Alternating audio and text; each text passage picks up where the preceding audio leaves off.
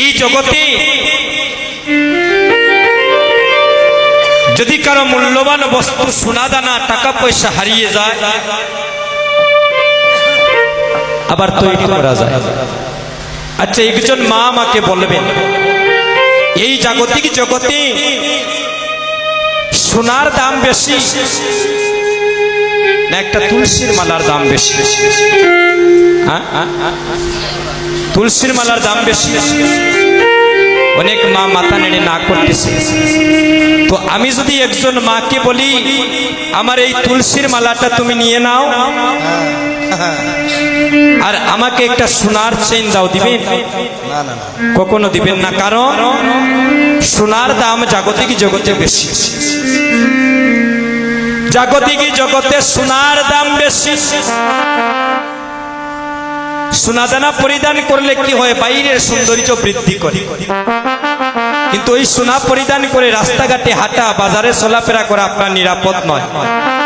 চোর ডাকাইতের যদি কবলে পড়ে আপনার এই মূল্যবান বস্তুটাও চিন্তাই হয়ে যেতে পারে, মা, যেটা বাস্তব। জাগতিক জগতে সোনার দাম বেশি,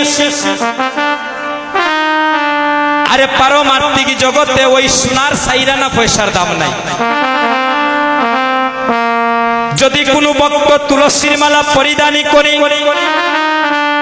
মরণকালে দেখবেন ওই তুলসীর মালা কেউ কিন্তু কুলে রাখবে না।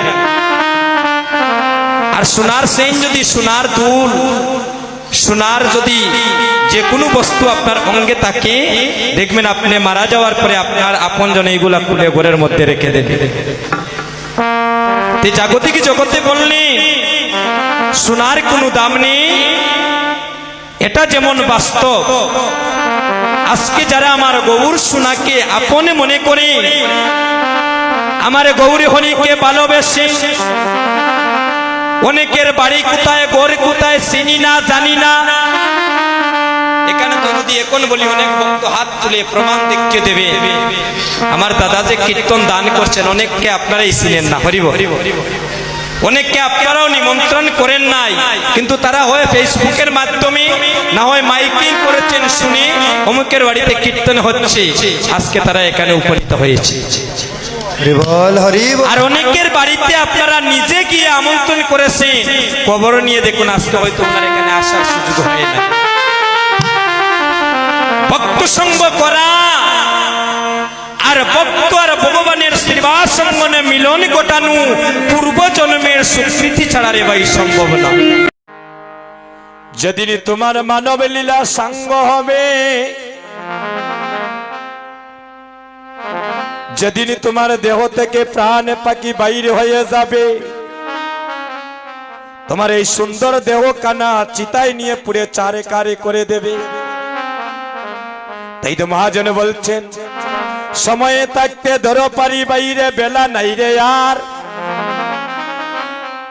ও সময়ে ধরলে পারি তুমি টেকে বাইরে একেবার।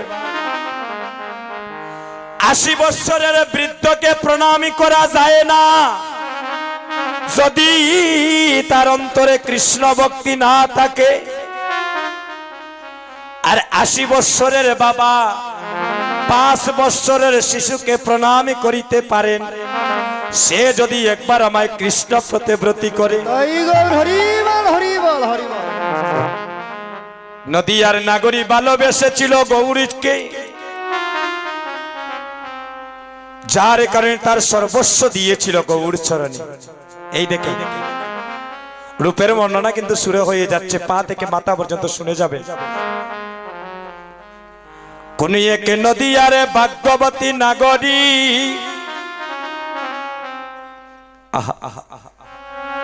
বেলি অবসান কালে যাচ্ছে সুরধনী গঙ্গারে ঘাটে। যে গৌরীকে একে পলকে দেখার জন্য, যে গৌরীকে একে পলকে দেখার জন্য কত রাজার ছেলে রাজত্ব ছেড়ে দিয়েছে। এই জগতে যারা আমার গৌরী মনির সাথে মন মনির সম্পর্ক করেছে রে ভাই,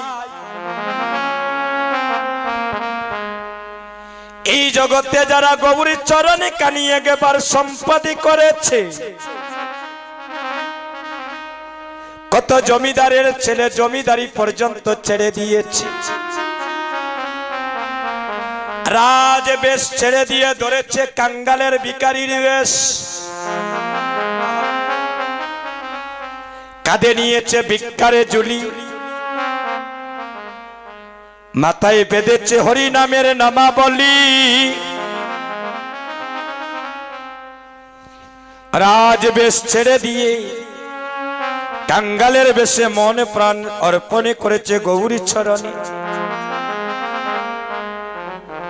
নদিয়ার ভাগ্যবতী নাগরী,